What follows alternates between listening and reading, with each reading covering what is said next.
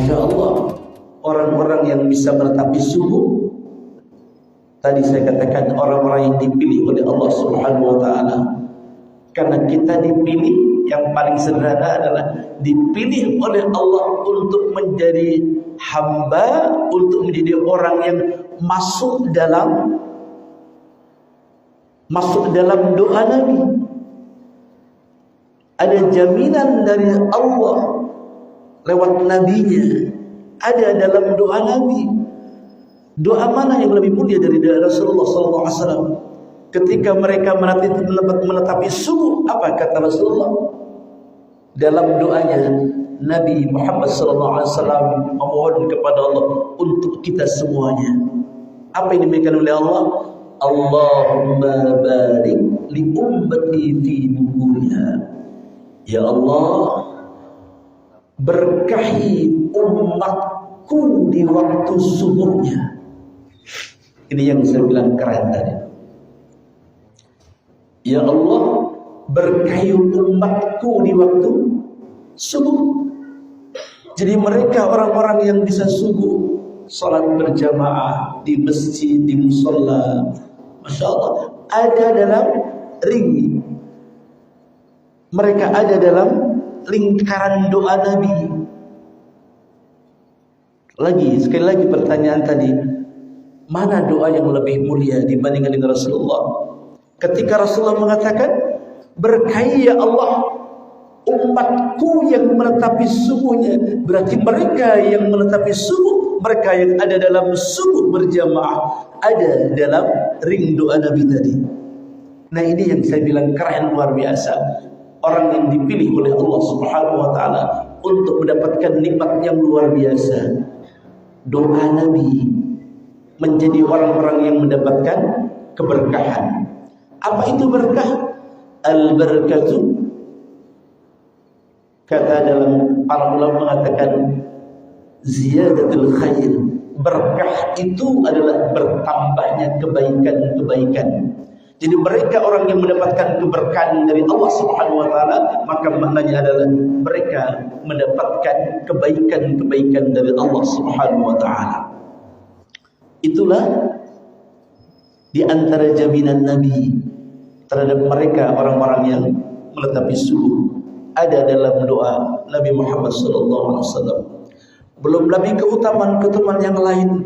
Ketika kita melangkahkan kaki dalam satu riwayat, siapa orang-orang yang menembus kegelapan fajar sementara banyak orang yang sedang terlelap tidur, maka kelak telapak kakinya akan bercahaya sehingga menembus langit pertama, kedua, sampai langit ketujuh, sehingga para penghuni langit akan segera kenal itu telapak kaki siapa. Sehingga kelak pada saat kita tiba waktunya, mereka akan mengenal orang-orang yang menapaki jalan subuh. Orang lain boleh jadi gak kenal, tapi penghuni langit akan mengenal mereka yang berjihad, mereka yang mampu menyibakkan selimutnya, selimut kesenangannya, lalu menempuh jalan ridha Allah dengan mendatangi rumah-rumah Allah, bercahaya terang sehingga penghuni langit akan kenal si fulan bin fulan yang kakinya digunakan untuk berjalan menuju rumah-rumah Allah di tengah kegelapan fajar. Belum lagi dalam riwayat-riwayat yang lain, mereka orang-orang yang bersungguhnya tetap istiqamah di masjid, di musalla, di rumah-rumah Allah, ada dalam jaminan Allah Subhanahu wa Ta'ala. Artinya dikatakan para ulama, apa yang dimaksud dengan jaminan? Kalau ia mati antara subuh sampai terbenamnya matahari, maka ia ada dalam jaminan kematian dalam kebaikan. Bapak dan teman-teman sekalian yang saya muliakan, maka gambaran di antara gambaran, karena tema kita adalah penyakit kolbu dan bagaimana terapinya. Di antara orang-orang yang sehat, hatinya sehat, adalah mereka yang sanggup menyibakkan urusan-urusan duniawi untuk menuju Allah Subhanahu wa Ta'ala. Maka ada istilah sehat wal afiyah. Sehat itu enak makan, enak tidur, enak jalan-jalan ke mall, ke pasar, itu sehat. Afiah itu maknanya senang ngaji, senang salat tahajud, senang baca Al-Quran, senang silaturahim. Itu makna afiah. Maka kita minta sehat wal afiah. Kalau ini mah, kalau bapak-bapak teman-teman semuanya ya sudah masuk dalam kategori orang-orang yang sehat dan afiah, orang yang hatinya salim. Kalau pengelompokan hati itu kan sederhananya dua, Bang. Hati yang marid, hati yang sakit, dan hati yang salim, hati yang sehat. Orang yang hatinya sehat, ya afiah tadi. Orang yang hatinya sehat, ya orang-orang yang senang ngaji, ya senang salat tahajud, senang baca Al-Quran. Itu menunjukkan hatinya salim atau qalbun salim. Qalbun marid ay qalbun salim. Orang yang hatinya sakit dan orang yang hatinya sehat. Orang yang sakit sederhananya contohnya ya malas salat, diajak salat enggak mau, diajak ngaji enggak mau, diajak silaturahim enggak mau. Pokoknya hal-hal kebaikan dia tidak mau. Itu tanda di antara tanda orang yang hatinya sedang sakit. Jadi sederhananya seperti itu. Hati yang sehat, hati yang mudah terketuk dengan nasihat. Hati yang sehat, hati yang mudah diajak untuk dekat dengan pemilik alam jagat raya, penguasa ruh. Itu orang yang bertanda hatinya sehat, lembut dia, mudah menerima nasihat. Tidak lagi melihat siapa yang bicara, tetapi melihat apa yang disampaikan. Seperti yang dikatakan oleh Sayyidina Ali, undur ma qala wa la tandur man qala. Lihatlah apa yang dia sampaikan, jangan melihat siapa yang menyampaikan. Itu tanda orang yang hatinya salim, hatinya sehat. Yang disampaikan kebenaran, sekalipun yang menyampaikan anak kecil, maaf, sekalipun yang menyampaikan ahli maksiat, ya, sekalipun yang menyampaikan ahli maksiat, kalau yang disampaikan itu kebenaran, terima. Kenapa?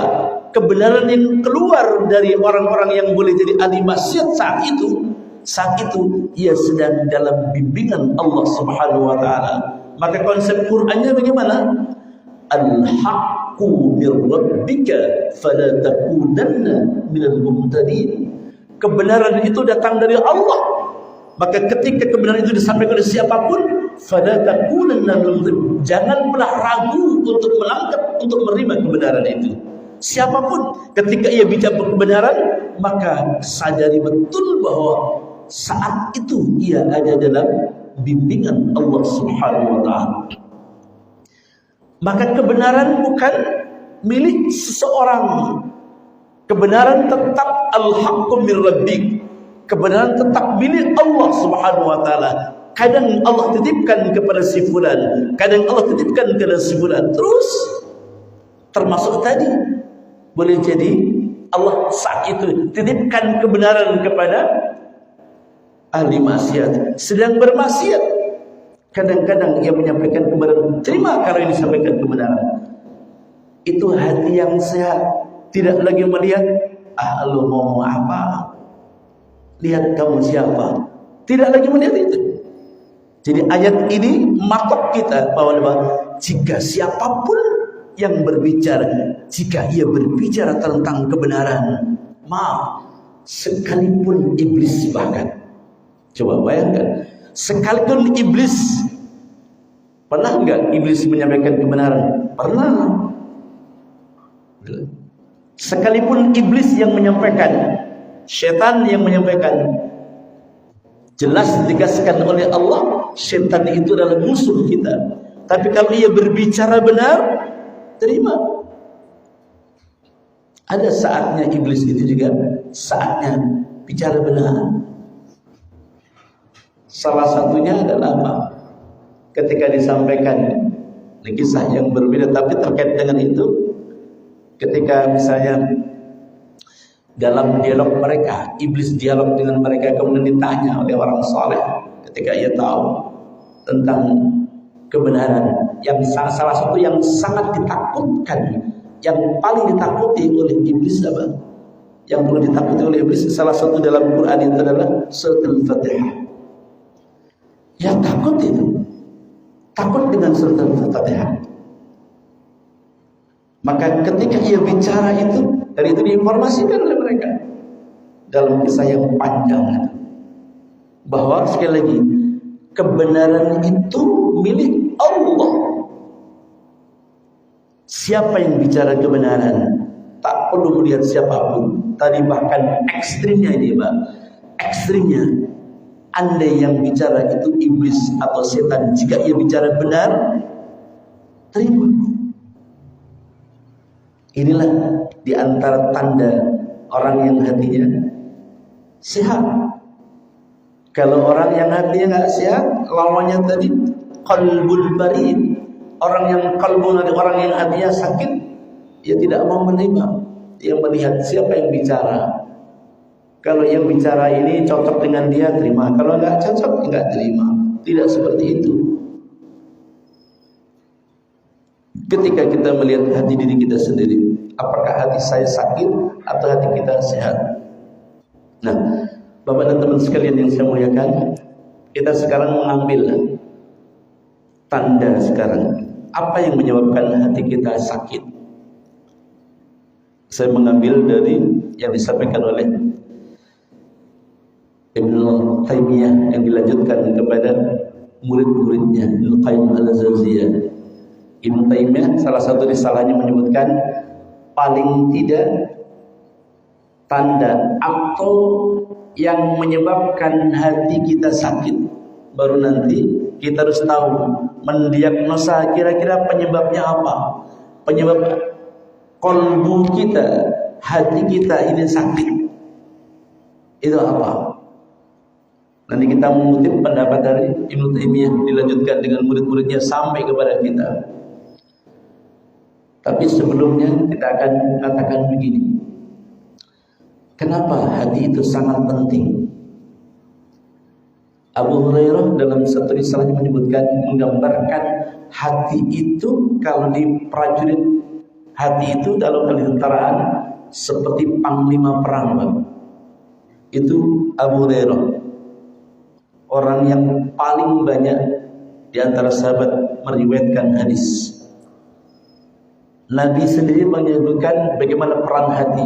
Nabi dalam satu riwayat mengatakan, ala fil jasadi mudghah, fa in saluhat saluhat sa'ir, fa in fasadat fasadat sa'ir, ala wahyal qalb. Kata Nabi, ketahuilah dalam jasadmu itu ada segumpal daging, segumpal darah, yang apabila itu bagus, ini hadis sangat masyhur, maka akan bagus semuanya. Tapi jika segumpal daging itu, segumpal darah itu buruk, maka akan buruk semuanya. Ala wahyal qalb, itulah hati, kata Nabi. Lalu sahabat-sahabat mencoba untuk menjelaskan kepada yang lain sampai kepada kita. Salah satunya adalah Abu Hurairah menggambarkan ketika menjelaskan tentang hadis tadi, ia gambarkan kalau begitu peran hati itu seperti panglima di tentara itu. Dalam peperangan itu panglima, apa tugasnya? Berikan komando. Kalau panglimanya bagus, maka bagus komandonya. Tapi kalau panglimanya rusak, akan rusak, prajurit akan kocar-kacir. Itu posisi hati sangat vital. Dia mewarnai jasad ini, mewarnai ini. Hati orang itu bagus, maka akan mewarnai perilaku kehidupannya. Kalau A'agim yang telah disampaikan oleh beliau, di sangat masyhur juga, A'agim menggambarkan antara hati dengan jasad itu, kan dia mengibaratkan seperti teko. Kalau engkau ingin tahu tentang hati orang, lihatlah, karena hati itu perwujudannya ada di fisik kita. Belum menggambarkan teko ini. Kalau ini teko, maka digambarkan teko itu kan ada moncongnya itu. Ada moncong teko itu. Orang yang hatinya bagus, maka lidah ini digambarkan sebagai moncongnya. Maka yang pasti yang akan keluar dari mulutnya kebaikan. Kalau teko isinya kopi, maka yang keluar apa, Pak? Kopi. Kalau yang isinya susu kan? Otomatis seperti itu. Kata Agim seperti itu. Orang yang hatinya bagus, maka pasti yang akan keluar dari mulutnya kebaikan-kebaikan. Tapi kalau hatinya rusak, maka yang keluar juga hal-hal yang tidak baik. Itu model Agim menjelaskan untuk memberikan kemudahan untuk kita semuanya. Itu gambaran bagaimana hati itu mewakili krona kehidupan seorang. Akan mudah, oh orang itu seperti ini, orang itu seperti ini. Jadi tidak ada orang yang mengatakan tidak benar. Misalnya orang mengatakan orang itu kasar tapi hatinya lembut, nggak ada. Ada istilah orang ngomongnya kasar, yang ngomong kotor-kotor yang keluar dari mulutnya, tapi kemudian ia menutupi sambil mengatakan sebetulnya hatinya baik, Pak. Nggak ada yang seperti itu. Kalau orang hatinya bagus, pasti yang keluar bagus. Itu penggambaran ulama-ulama bagaimana peran hati yang sangat vital itu. Kalau Nabi tegas, jika hatinya bagus, bagus semuanya. Jika hatinya rusak, rusak semuanya. Dan Bapak dan teman sekalian, ketika kita terkena, kalau sakit hati, kalau kolbu kita yang sakit, kolbu kita yang marit, kolbu kita yang rusak, akibatnya bukan hanya dunia tapi juga akhirat. Kalau sakit, hatinya sakit, itu bukan hanya dunia tapi sampai akhirat. Tadi di awal saya gambarkan orang yang hatinya enggak sakit, orang yang hatinya sakit, dia malas semuanya. Salat malas, ngaji malas, pokoknya ibadah malas. Maka efeknya bukan hanya duniawi. Efeknya sampai di kubur, sampai di akhirat. Itu kenapa Nabi katakan jika orang itu hatinya rusak, rusak semuanya. Tapi jika hatinya sehat, maka bagus semuanya. Karena efeknya dunia sampai kubur, sampai akhirat. Tapi kalau orang hatinya sehat, mungkin ada orang fisiknya sakit, tapi hatinya sehat. Hanya dunia saja. Kolesterol, asam urat, darah tinggi, jantung, semuanya tak akan menyebabkan dia sengsara di kubur. Gak ada ceritanya orang disiksa gara-gara kolesterol, gak ada orang disiksa gara-gara asam uratnya tinggi ketika mati, tidak ada. Tapi kalau orang disiksa gara-gara dia gak sholat, pasti di antara penyebab paling besar kesengsaraan orang di kubur adalah ketika orang menyia-nyiakan sholat. Banyak Quran menginformasikan kepada kita, hadis menginformasikan kepada kita, orang yang hatinya sakit maka bukan hanya sengsara dunia sampai kubur, sampai di akhirat, karena terkait dengan hubungan dia rusak kepada Allah. Tapi kalau hatinya sehat, fisiknya mungkin sakit, maka ia akan tetap selamat menyelamatkan. Maka disebut dengan qalbun salim, orang yang hatinya sehat, hatinya selamat. Walaupun fisiknya sakit, dia tidak akan tersentuh, dia tidak akan tersentuh malapetaka di kubur sampai di akhirat kalau hatinya sehat. Nah, kembali sekarang kita ngutip dari pandangan Ibnu Taimiyah. Apa yang menyebabkan hati kita sakit itu? Beliau menyebutkan ada 5 hal yang perlu kita jadikan renungan agar supaya hati kita tidak masuk dalam qalbun marid, hati yang sakit. Kata beliau, yang pertama penyebab hati yang merusak adalah Kasratul khulata bisyarrihi, terlalu banyak berkumpul dengan orang-orang buruk, terlalu banyak bergaul dengan orang-orang jelek. Itu penyebab pertama, kata Ibnu Taimiyah. Penyebab pertama hati seorang manusia itu adalah kasratul khulata fi syarri. Terlalu banyak ia berkumpul dengan orang buruk sehingga dia terpengaruh kepada keburukan-keburukan dari teman-temannya tadi. Boleh jadi orang ini baik tadinya, tapi miliunya, habitnya, lingkungannya tidak baik, maka kemudian merusak. Hatinya rusak, lalu melahirkan perilaku. Ketika hatinya rusak tadi, akan juga berpengaruh kepada perilakunya. Bicaranya, tadinya orang itu bicaranya bagus, bicaranya tidak mau bicara-bicara yang kotor-kotor, tapi terbiasa dengan lingkungan yang kotor. Cara bicaranya, cara berperilaku itu bisa berpengaruh. Kenapa dalam satu ayat dikatakan, jika engkau ingin tahu tentang seseorang, cukuplah engkau tahu siapa sahabatnya. Itu menjadi ukuran. Sahabatnya orang-orang baik, dia akan menjadi orang baik. Kalau dalam riwayat sahih kan dikatakan, siapa yang berteman dengan minyak, siapa yang berteman dengan tukang minyak wangi, insya Allah akan harum, begitu kan? Itu menggambarkan bukan berarti berteman dengan orang itu gak bagus. Misalnya, siapa orang yang berteman dengan tukang pandai besi akan tercium sangit, misalnya sangit gak enak. Jangan dikatakan, oh kalau gitu gak boleh berteman dengan orang tukang itu. Tidak, ini menggambarkan betapa kuatnya pengaruh sahabat, betapa kuatnya pengaruh teman itu. Sampai dikatakan itu, ingin tahu tentang seseorang, tidak perlu tanya langsung orangnya, tapi lihat siapa temannya. Maka dalam riwayat yang lain dikatakan, cari teman-teman yang baik yang bisa merubah diri kita. Kecuali posisi kita sebagai orang yang punya kemampuan untuk merubah, nggak apa-apa. Kita boleh berteman dengan siapapun, asal kita sudah punya kemampuan untuk mempengaruhi orang.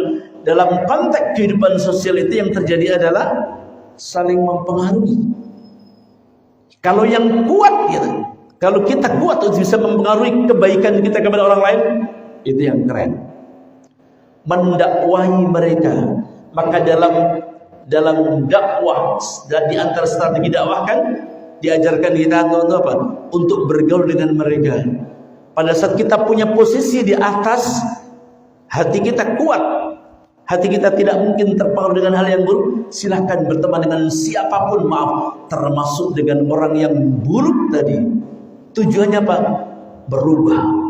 Kita menjadikan mereka saudara kita untuk kita rubah. Yang buruk menjadi yang baik. Nah itu keren, itu bagus.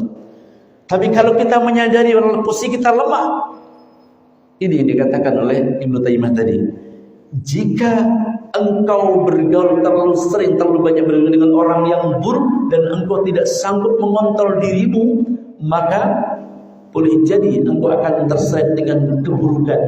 Yang tadinya orang itu baik berubah menjadi buruk. Berapa banyak kisah-kisah seperti itu, Bapak dan teman sekalian. Kita ingat misalnya orang itu dulu baik sekali, kok kenapa jadi begini? Kita lihat siapa temannya. Oh, temannya ini pasti. Nah itu jadi gampang sekali. Temannya ini dulu orangnya baik sekali, perilakunya baik, cara bicara, tutur bahasanya baik. Kok tiba-tiba berubah? 1 tahun berikutnya kita ketemu, loh, kok yang keluar dari lidahnya kata-kata yang dulu nggak terbiasa, sekarang gampang sekali mengucapkan kata-kata kotor misalnya. Setelah tahu, dan ternyata temannya ini. Nah, itu yang dimaksud oleh Ibnu Taimiyah. Kasratul khulata bisyarri.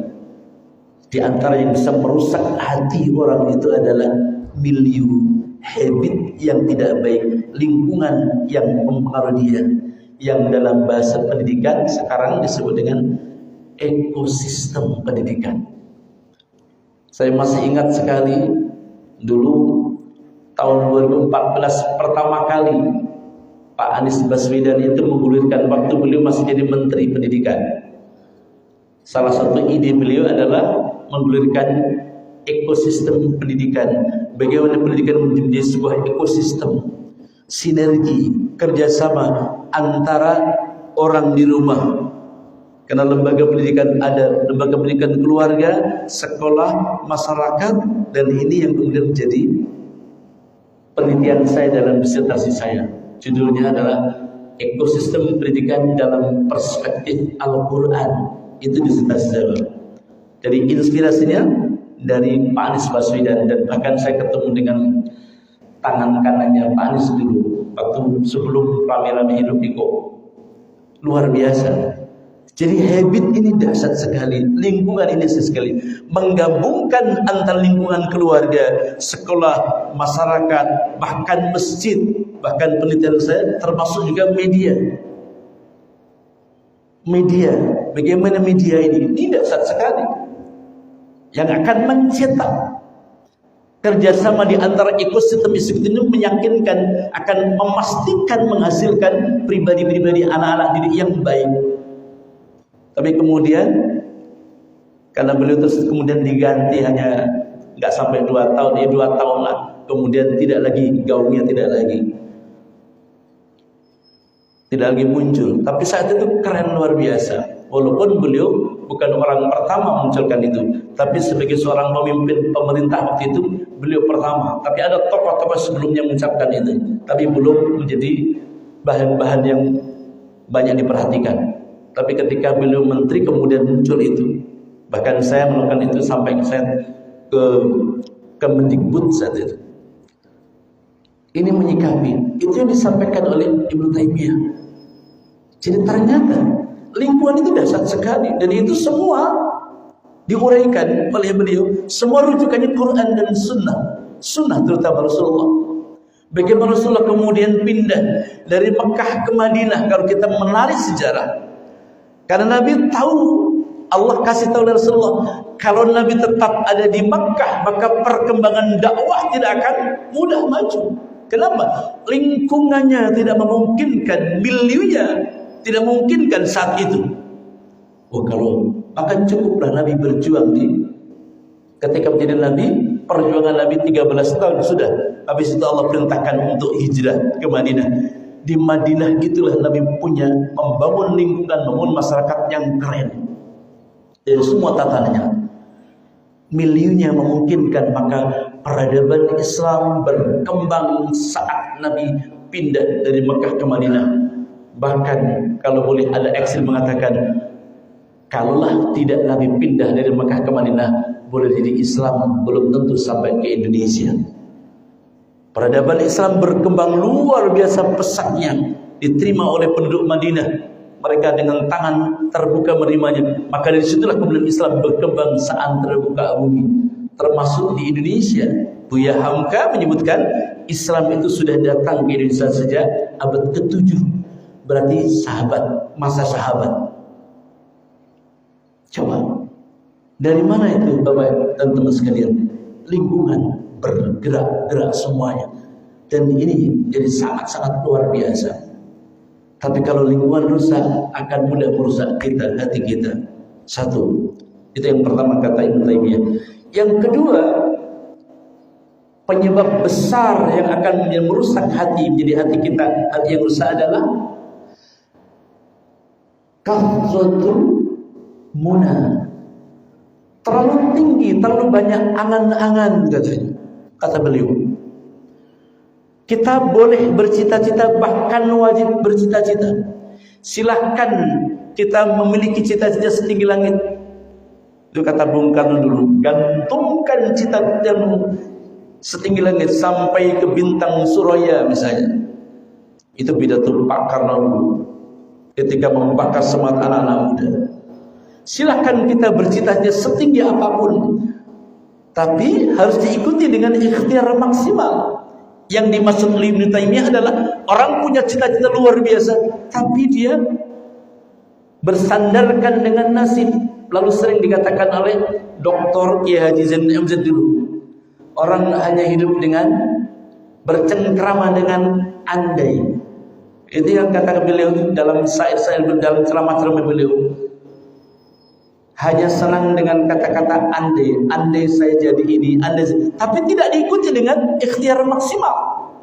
Itu disebut dengan kasratul mula, terlalu tinggi berangan-angan. Itu akan membuat sakit hatinya. Di antara penyebab orang yang hatinya sakit adalah terlalu tinggi berangan-angan. Saya kasih contoh sederhana, ingin jadi presiden, Mbak, ini ekstrim, tapi nggak mau masuk partai. Jadi, tapi nggak mau bergaul dengan partai politik. Bisa nggak di Indonesia? Nggak mungkin, Pak. Di Indonesia nggak mungkin bisa orang jadi presiden kalau ia nggak mau kenal orang partai. Nggak mungkin. Harus kenal. Kenapa? Syarat untuk menjadi presiden adalah dicalonkan oleh partai. Gak bisa. Kalau jadi gubernur ke bawah masih bisa independen kan? Nah itu ikhtiar keilmuan dulu dimiliki. Oh ya, saya ingin jadi presiden, tapi diam saja. Keilmuan ia tidak ikhtiar, dia tidak mencoba untuk bertambah. Ia juga tidak mau kenal dengan partai politik. Ya gak bisa. Itu kasratul mula, terlalu tinggi itu angan-angan.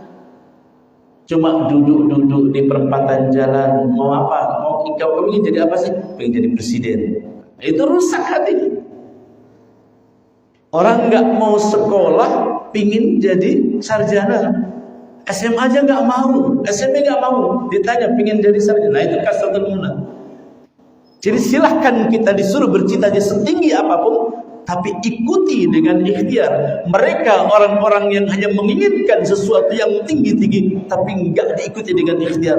Itulah orang yang sesungguhnya menunjukkan hatinya sedang sakit.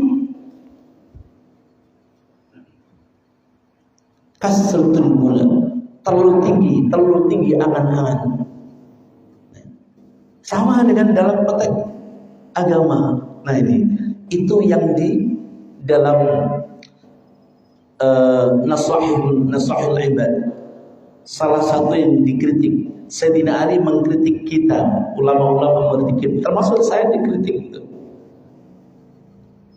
Salah satu fatwa dari Sayyidina Ali adalah banyak di antara kita umat Islam itu kalau ditanya misalnya pengen masuk surga, ingin. Takut dengan neraka? Iya. Kata beliau, kalian ingin masuk surga, tapi perbuatan kalian tidak mendekatkanmu dengan surga. Pengen masuk surga, sholat nggak mau misalnya, puasa Ramadan nggak mau, di tengah pengen masuk surga. Itu orang yang hatinya marin. Kalian pengen masuk surga, pengen selamat di kubur. Kalian takut dengan kesengsaraan kubur, tapi perbuatan kalian tidak mencerminkan orang yang ingin selamat dari kubur. Saya itu termasuk juga orang yang hatinya sakit. Jadi yang orang yang sehat kebalikannya adalah orang menginginkan sesuatu diikuti dengan ikhtiar maksimal. Setelah ikhtiar, terserah engkau ya Allah, yang disebut dengan tawakal. Dua. Yang ketiga, kata Ibnu Taimiyah, penyebab hati yang rusak atau sakit adalah at-ta'alluq li ghairillah. Apa itu? Sering berhubungan, terlalu banyak berkawan dengan selain Allah. Bagaimana mungkin hatinya orang akan sehat? Zikir nggak mau, baca Quran nggak mau, sholat nggak mau. Ramadan orang berpuasa dia nggak puasa. Pasti rusak, Pak. Rusak. Ta'alluq li ghairillah. Kalau yang bagus kan qalbuhu mu'allaqun fillah. Itu kebalikannya. Orang yang hatinya terpaut dengan Allah, ia merasakan betul hadirnya Allah, itu orang yang hatinya sehat. Orang yang hatinya sakit, Kata Ibnu Taimiyah, qalbuhu ta'alluq li ghairillah. Hatinya itu bergaul, hatinya jauh dengan Allah, justru dekat dengan selain Allah. Senangnya bermaksiat. Kalau dalam konteks Quran misalnya, suka buang-buang waktu yang tidak bermanfaat.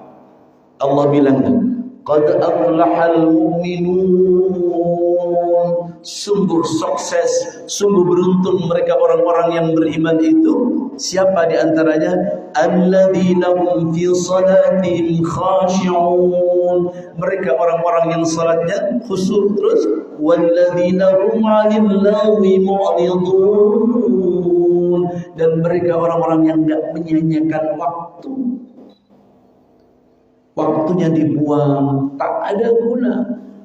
Berjam-jam dia melakukan aktivitas yang tidak sama sekali menyentuh hatinya untuk dekat dengan Allah. Lupa kepada Allah.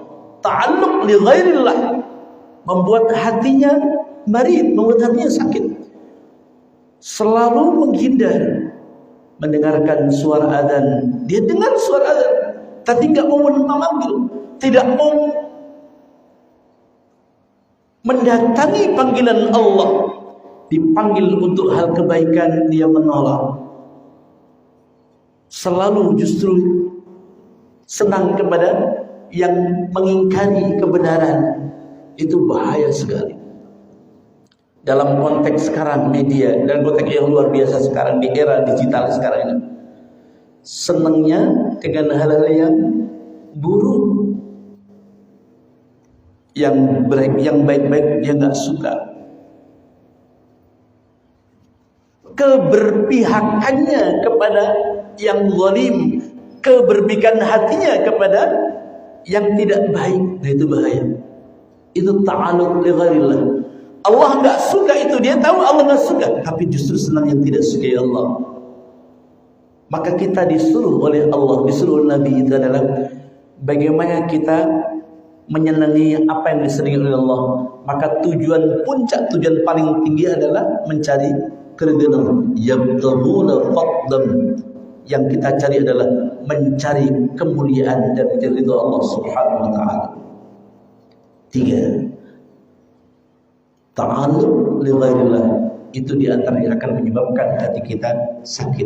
Yang keempat, kata Ibnu Taimiyah, penyebab hati rusak adalah kathratut tu'am.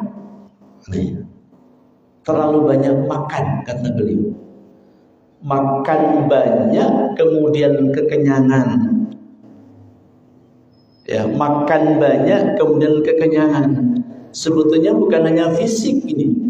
Kalau beliau mengatakan orang yang punya kecenderungan materi lalu melupakan Allah dalam konteks materi, makan banyak kemudian malas, ibadahnya malas, kerjanya malas karena sudah terlalu banyak. Itu juga akan merusak hati. Bagaimana dia akan sholat kalau kekenyangan? Maka Nabi kan membagi, kemarin sudah dibahas bulan lalu sama profesor. Dalam hati kita, kita punya 3 yang punya hak.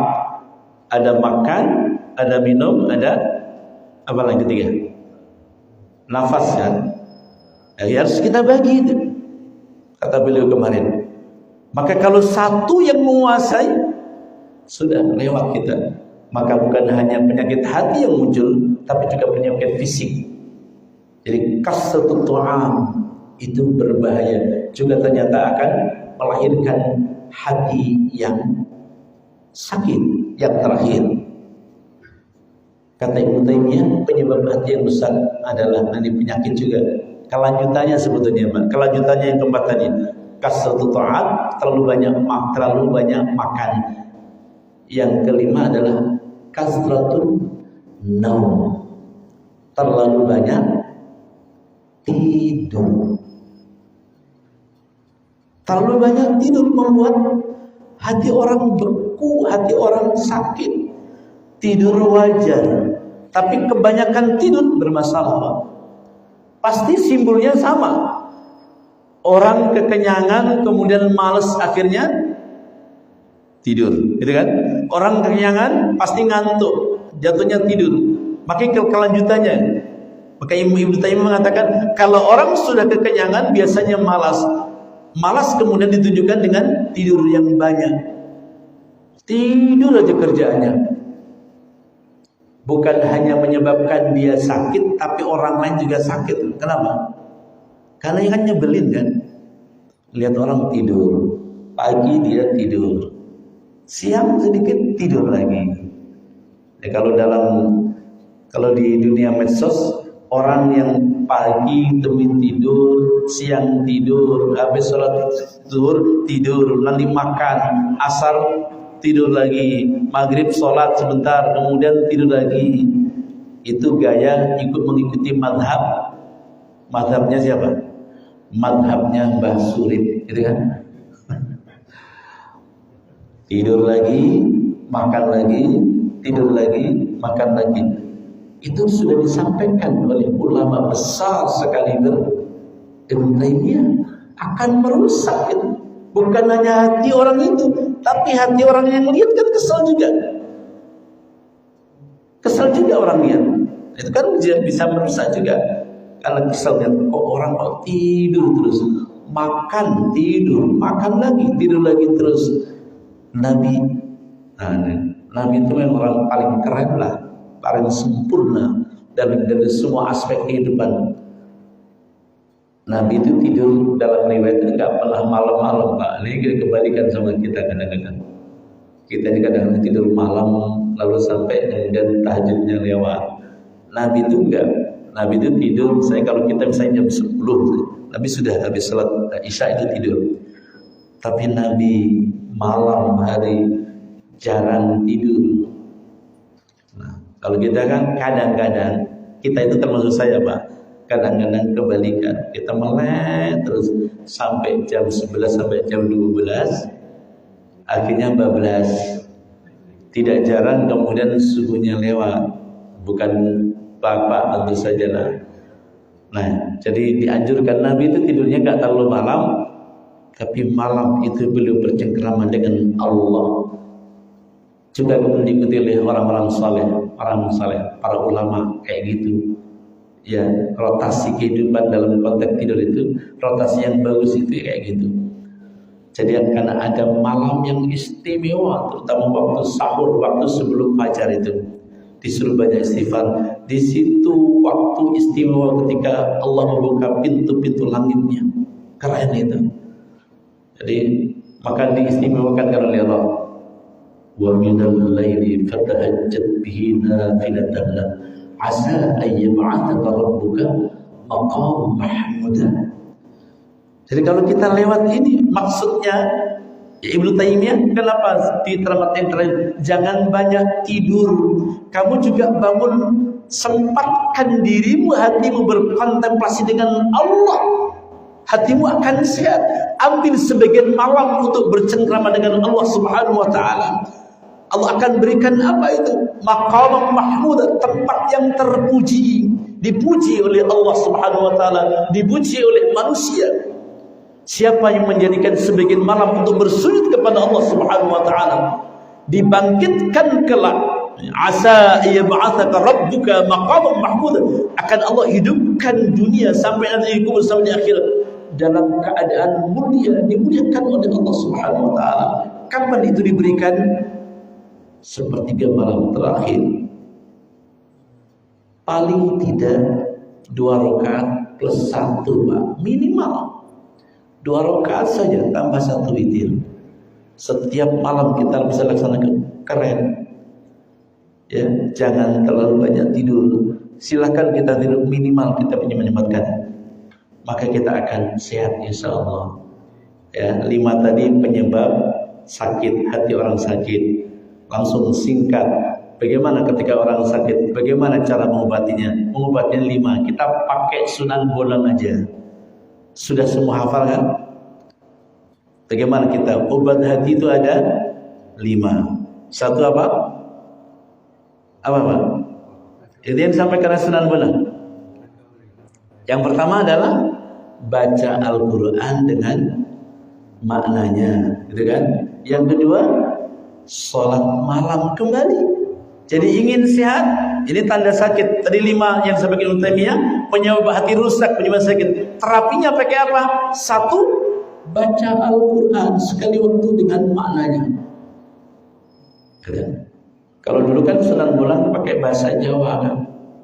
Tombo ati iku limo warnani, gitu kan. Moco Quran angan sama nani. Yang pertama, baca Al-Quran dengan maknanya. Lalu kemudian dipopulerkan oleh Opik kan.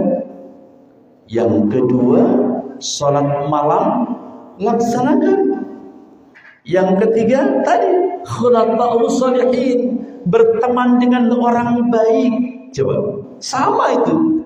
Jadi penyakitnya yang disampaikan oleh Ibnu Taimiyah, terlalu banyak bergaul dengan orang-orang buruk. Dikatakan oleh Sunan Bonang, kalau engkau hati ingin sehat, bertemanlah dengan orang baik. Terapi ketiga. Terapi yang keempat apa? Kudu teng engkang lui. Artinya apa?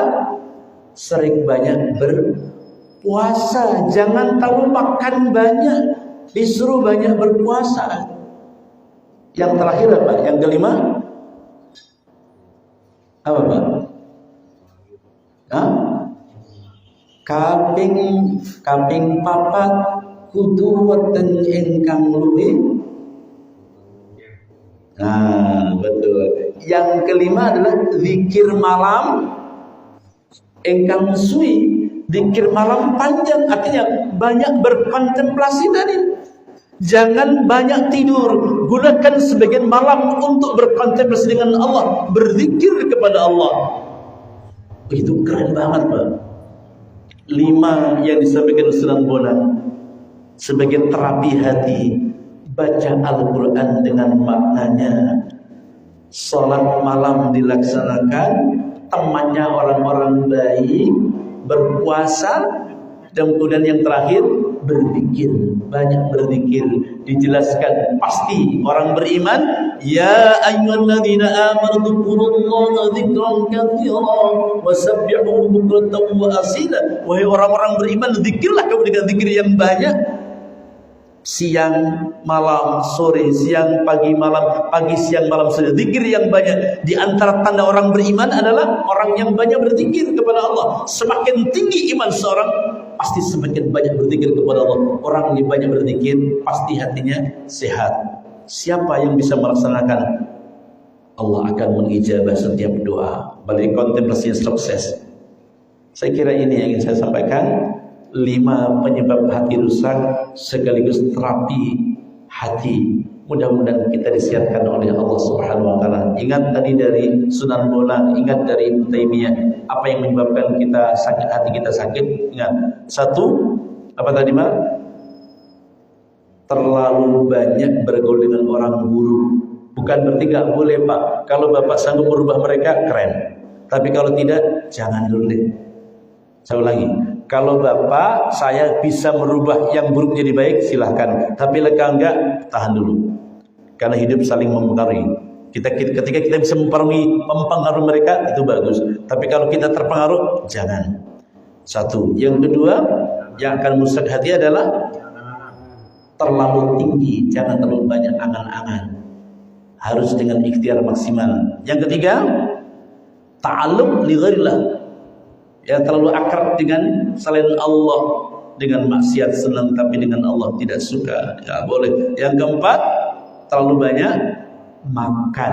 Yang kelima, terlalu banyak tidur. Nah, dijawab oleh Sunan Bonang, penyebab itu harus kita tangkal. Yang pertama, disuruh banyak baca Al-Quran dengan maknanya sekali waktu.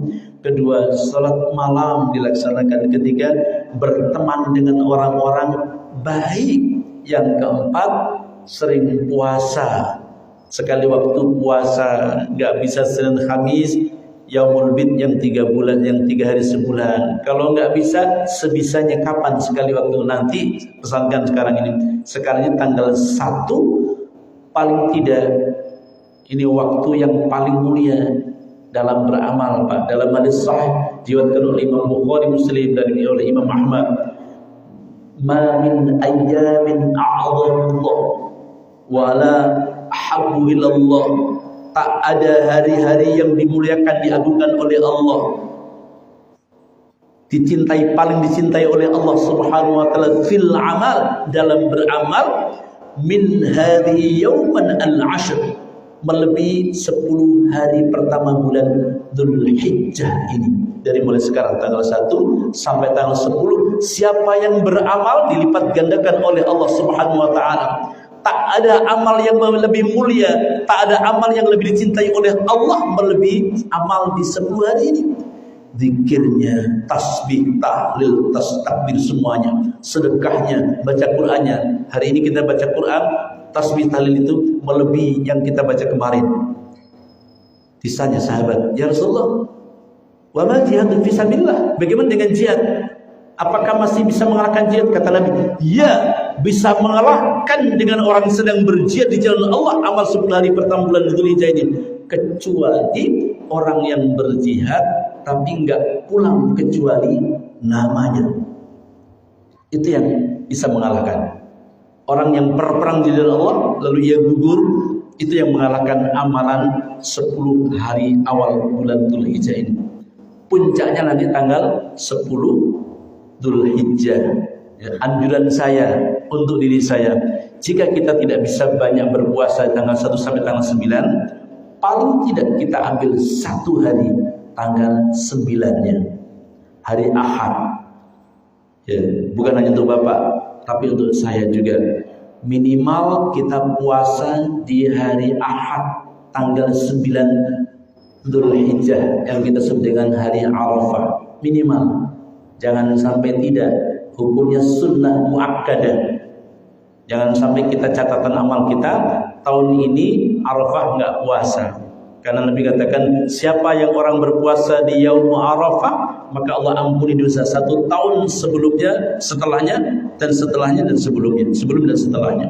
Kerennya bagi mereka yang tidak melakukan ibadah haji, disunahkan puasa Arafah. Bagi yang melaksanakan ibadah haji, enggak sunnah, Pak. Jadi saudara-saudara kita yang sedang wukuf di Arafah malah enggak disunahkan berpuasa. Kita yang tidak melaksanakan ibadah haji disunahkan untuk berpuasa. Saya kira ini yang ingin saya sampaikan. Mudah-mudahan Allah berikan berkah untuk kita semuanya, disihatkan hati kita, tetap disenangkan kepada Allah, disenangkan dengan Rasulullah, senang baca Al-Quran, senang sholat berjamaah, senang masjid, senang musola. Inilah tanda sebagai orang-orang yang hatinya sehat. Kalau bapak-bapak, teman-teman kan alhamdulillah nih orang-orang yang hatinya sehat semua kan. Ya, wajah-wajah soleh kan. Wajah-wajah soleh semua kan. Ya, kelihatan enggak?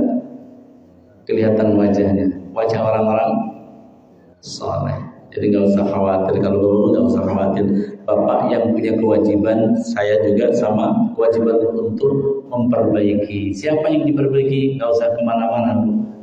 Diri sendiri, lalu keluarga sendiri. Udah, saya sama, saya sendiri, kemudian keluarga terdekat sendiri, teman-teman sendiri, dekat-dekat, baru kemudian itu yang menjadi PR kita. Gak usah berpikir yang besar-besar, yang kecil-kecil bisa merubah diri kita jadi senang dengan Allah. Itu sudah keren saya kira. Keluarga, ayo diajak. Ya. Baik, terima kasih, bagus. Yang pertama terkait dengan jumlah berapa jam kita tidur. Dari kecil kita dicekokin tidur kecil itu 8 jam misalnya. Tapi Nabi dan para sahabat tidak seperti itu. Ya, penelitian dokter, ya, hasil diagnosa seperti itu. Ya, saya sendiri ya tentu kalau kalau kita merujuk, ya tentu merujuk ahwal Nabi. Apakah Nabi sampai 8 jam misalnya? Tapi yang paling, menurut saya yang paling bijaksana adalah tidur untuk bukan berapa lamanya, tapi lebih pada kualitas tidur. Itu yang paling penting, bukan jumlahnya. Kalau jumlah itu kan teknis kedokteran, benar atau tidak itu juga masih diperdebatkan. Jumlah itu masih diperdebatkan.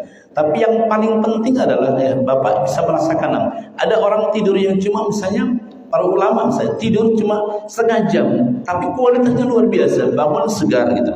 Kenapa? Karena tidurnya dengan doa. Sebelum tidur dia ambil air wudu, setelah itu mungkin dia sholat, mungkin dia berdoa, mungkin cuma 1 jam, tapi kualitasnya dahsyat sekali. Ketika mimpinya baik gitu loh. Sedangkan sebagian kita kan abai dengan itu, tidur aja. Tidur sudah 2 jam, 3 jam, kok masih ngantuk, masih lelah sekali. Kenapa? Karena tidurnya sambil nonton gitu loh. Sambil nonton TV, nggak sengaja lewat. Akhirnya ketika bangun nggak nyaman. Jadi bagi saya, menurut saya, bukan jumlah kuantitasnya, tapi kualitas tidur itu yang paling penting. Semakin berkualitas tidur, kalau kuantitas mungkin relatif lah. Ya, kualitas itu relatif, tapi kualitas tidur, ulama tidur itu sebentar, tapi berkualitas luar biasa. Itu poin pertama. Jadi dalam Islam yang dilihat kualitasnya seperti itu, bukan pada kuantitas berapa jamnya. Sedikit tapi berkualitas itu lebih keren dibandingkan banyak tapi nggak berkualitas. Maka kenapa dilarang banyak tidur itu bahaya? Karena meninggalkan waktu-waktu yang lain. Pasti meninggalkan waktu yang lain kalau terlalu banyak tidur. Itu yang dikritik oleh Imam Ibnu Taimiyah. Banyakkan tidur, nggak boleh seperti itu. Apalagi sampai misalnya malam hari. Kan tidak mungkin ayatnya salah ketika Allah mengatakan sebagian malam ada waktu yang istimewa. Jangan lupakan itu. Kalau dihitung misalnya orang tidur katakanlah misalnya sepertiganya misalnya. Kalau 8 jam dihitung malam. Orang yang kerja kerja dari pagi jam 8 sampai jam 6. Kemudian tidur 8 jam. Mulai jam berapa? Jam 8 malam, jam 9 malam. 10, 11, 12, 1, 2, 3, 4, 5. Berarti kan mengajarkan nggak tahajud. Yo. Kalau kita ikut itulah. Ikut pandangan tidurnya orang itu 8 jam misalnya. Itu kan mengajarkan enggak tahajud. Kalau mengikuti itu, bagi yang bekerja, kerja dari jam 8 sampai jam 4. Kan enggak mungkin langsung tidur. Salat Isya dulu habis itu kan. Itu kan, andai kan kita tidur jam 9, jam 5 baru bangun, berarti enggak pernah tahajud. Bagaimana konsep Islam? Enggak sehat di situ. Hati kita mungkin fisik karena dokter tidak menjangkau pada psikis, dokter tidak menjangkau kepada spiritual. Yang dimaksud oleh dokter adalah sehat fisik, 8 jam segar fisiknya, tapi spiritualnya, hatinya nggak sehat. Orang yang sehat itu orang yang malamnya bangun. Bapak, teman-teman jujur, ketika Bapak bangun malam misalnya katakanlah jam 4 sekarang atau setengah 4, dibandingkan dengan Bapak ini yang sudah terbiasa, ketika Bapak sholat tahajud dibandingkan dengan tahajud ketika pagi hari, enakan mana? Hah? Enak mana? Enak ketika malam tahajud atau yang tidak tahajud? Merasakan sendiri. Ini kan spiritual. Kita merasa, ya Allah saya lupa, ya Allah saya ketidur dengan tahajud. Dari situ berangkat membuka pintu, membuka matahari terbit saja kerja. Tadi saya nggak tahajud. Ada perasaan gitu. Hati yang sehat seperti itu sehat. Tapi kalau terus-menerus begitu terbiasa, nggak sehat lagi. Kalau yang sehat saya masukkan tadi, berarti ia masih terketuk. Kenapa malam tadi saya meninggalkan? Ada sesuatu. Jadi hidup ini kan hati kita yang paling menguasai. Kalau hati Bapak sehat, makan juga enak. Tapi kalau hati nggak enak, makan juga nggak nyaman, pekerjaan juga nggak beres. Hati yang menjadi panglima tadi. Itu poin pertama. Jadi dokter tidak masuk melebas kepada spiritual terkait dengan hitungan jam 8 tidur. Tapi Islam bukan hanya fisik, tapi juga spiritual. Hatimu harus sehat. Dengan cara apa? Menjadikan sebagian malam untuk bersujud kepada Allah. Ketika hati sehat, maka engkau juga akan sehat. Pikiran akan sehat. Yang kedua, hati itu cerminan fisik kita. Apa yang keluar dari itu, kemudian itu melambangkan hatinya. Khawatir, bukankah dalam Islam kita tidak dianjurkan prasangka buruk? Penilaian kita terhadap seseorang terkait dengan hatinya, bahwa orang itu bukan untuk disampaikan kepada orang, bukan. Cukup sebagai pengendali diri. Orang itu begini, orang ini begini, orang ini begini. Tidak kemudian disampaikan. Mas Supri ketika melihat orang kotor misalnya, lalu prasangka itu disampaikan kepada orang. Nggak boleh, nggak seperti itu. Tapi untuk keilmuan itu untuk diri sendiri. Bahwa orang itu seperti itu. Ketika Nabi mengatakan hati itu pengelola seluruh anggota tubuh. Ketika Nabi mengatakan hati orang itu bagus, maka bagus semuanya. Kalau hatinya jelek, maka jelek semuanya. Ini keilmuan. Keilmuan yang dimasukkan ke dalam diri untuk diri sendiri, bukan untuk kemudian hasil dari misalnya Mas Supri atau kita semuanya kemudian melihat orang untuk disampaikan. Itu menjadi prasangka buruk. Tidak seperti itu. Cukuplah ilmu ini menjadi menghadapkan diri kita. Ternyata kalau hati orang itu rusak, maka rusak. AG menggambarkan seperti teko tadi. Jadi jangan sampai ini menjadi penyakit dalam hati kita yang melihat. Ilmu ini jangan jadikan sebagai penyakit lalu kita mudah berprasangka buruk. Orang itu orang buruk, orang itu orang buruk. Bukan. Jadi ilmu yang disampaikan Nabi itu dimasukkan ke dalam diri kita untuk sebagai pengetahuan. Kalau hati orang buruk, maka hasilnya juga buruk. Tutur katanya buruk, perbuatannya juga buruk. Karena itu cerminan hati. Sampai di situ saja, Mas Supri. Bukan kemudian dilanjutkan. Setiap ketemu orang prasangka karena ini lalu kita ceritakan sama orang, tidak. Jadi untuk pengetahuan diri kita sekaligus bisa mengajarkan kepada orang lain. Jika hatimu sehat, maka engkau akan tergeba dengan Allah. Yang Allah lihat apa? Fisik atau hati? Innallaha yanzuru ila qulubikum walakinnallaha yanzuru ila suwarikum. Begitu kan kata Nabi. Allah itu melihat hatimu, bukan wajahmu, bukan yang dilihat hati. Maka orang yang hatinya sehat mudah untuk ketemu dengan Allah, mudah berhubungan dengan Allah. Tapi kalau hatinya orang itu sakit, sulit ketemu dengan Allah karena terhijab, tertutup. Dengan apa tertutup? Dengan yang 5 tadi yang disampaikan oleh Ibnu Taimiyah. Maksudnya seperti itu. Jadi bukan dilanjutkan untuk berikan prasangka-prasangka pada orang lain. Mudah-mudahan bisa difahami. Baik, saya kira ini. Terima kasih sampai di sini. Silakan dilanjutkan, mungkin sholat 2 rakaat baru makan. Silakan Mas. Baik, kita doakan Fatihah untuk Bapak Haji Saliman yang sedang sakit. Mudah-mudahan Allah angkat sakit dan penyakitnya. Rahmatullah alaihi Fatihah. A'udzu billahi minasyaitonir rajim. Bismillahirrahmanirrahim. Alhamdulillah rabbil alamin arrahmanir rahim maliki yaumiddin iyyaka na'budu wa iyyaka nasta'in ihdinas siratal mustaqim siratal ladzina an'amta 'alaihim ghairil maghdubi 'alaihim waladdallin. Amin. Sallallahu alaihi wasallam. Allahumma salli ala Muhammad wa ala ali Muhammad. Allahumma inna nas'aluka 'ilman nafi'an wa 'amalan mutaqabbalan wa rizqan wasi'an halalan thayyiban mubarakan fihi والتجارة لن تموت إلهنا يا رب العالمين وقنا برحمتك يا أرحم الراحمين. اللهم ربنا آتنا في الدنيا حسنة وفي الآخرة حسنة وقنا عذاب النار. وصلى الله على سيدنا محمد وعلى آله وصحبه وسلم والحمد لله رب العالمين.